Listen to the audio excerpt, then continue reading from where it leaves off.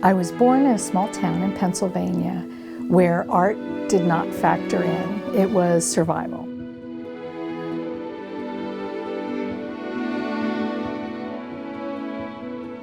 I was the different one in the family, and a lot of it had to do with growing up a twin. In the era in which we were raised, twins must not be separated. Back in the day, they said our names as a compound phrase. Actually, it was Mark and Elaine. So that identity issue was just hardwired into me. I thought, how can I be different? I couldn't remember facts. I needed some connection to the physical world. I became the twin who was the artist, though I never called myself an artist. It's just what I did. When I started getting into art, my Irish grandmother started drawing with me. So not only was it doing and making things on paper, but it was her storytelling and her company. So I was drawing on everything. And my mother said at one point, if she had stopped long enough, I would have drawn on her butt. When paper was in short supply, which it always was growing up because it was an extra, it was fluff. And I think it was one Christmas I was given an Etch-a-Sketch. And I was off.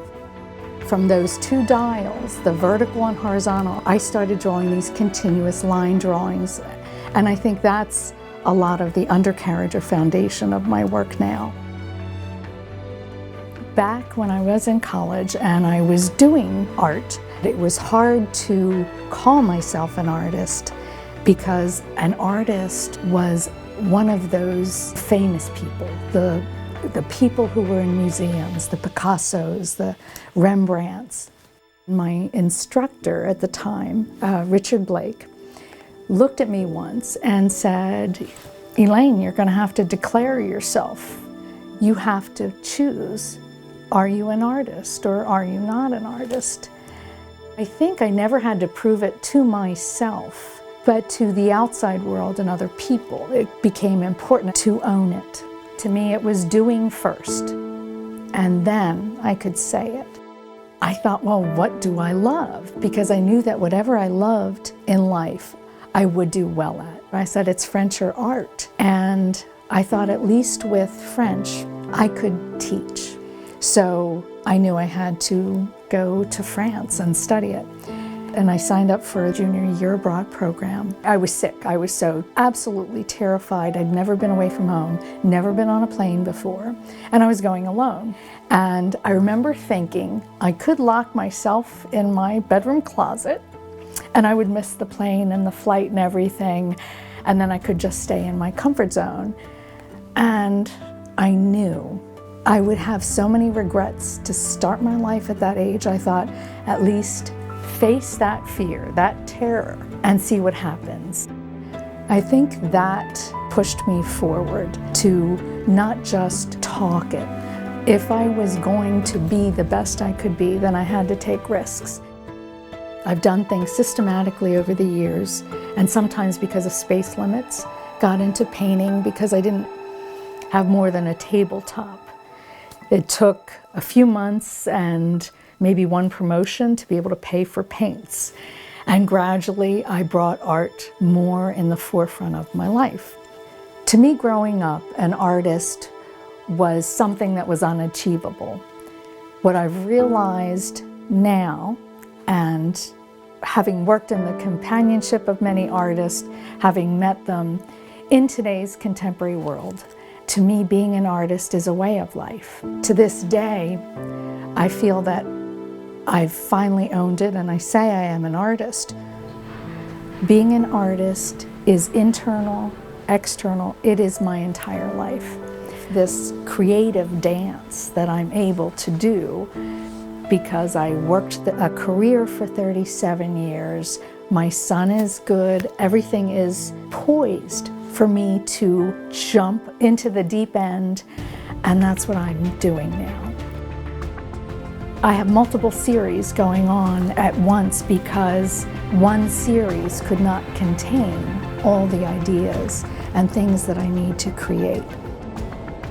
Taking the metal work class was one way of facing another fear of mine, because I know that if I don't face my fears, I'll never get over it and do what I'm supposed to do, be who I'm supposed to be. The joy and the grief, all of that is as universal as it comes. And I have to create. It's part of my breathing at this point in time. I know that I could not be happy, truly happy, or even a good human if I was not creating. And I want to be a good human, and I think we owe it to ourselves to be as happy as we can be. I have a couple other studio options now where I have larger spaces in which I can create, and in all the spaces I have different work going on all the time.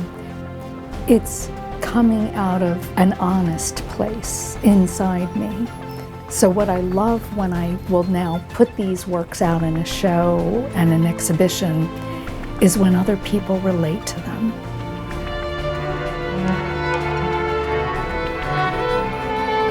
Many people feel they have nothing to say, or they're afraid to speak, or they've been not allowed to speak. But it's hard to ignore something that is in the room with you, that occupies a space with you. Walking around, looking, bending over a sculpture, it connects to more of the viewer, just like it connects to more of me when I make it. My vision is there and the paintings are there. My sculpture amplifies my voice.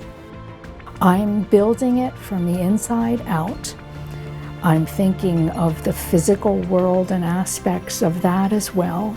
And as you walk around it, it becomes also optical illusion and lighting and space.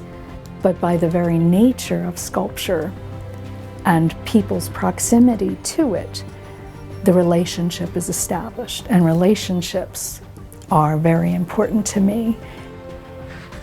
Now, when people ask me, well, are you a painter or are you a sculptor?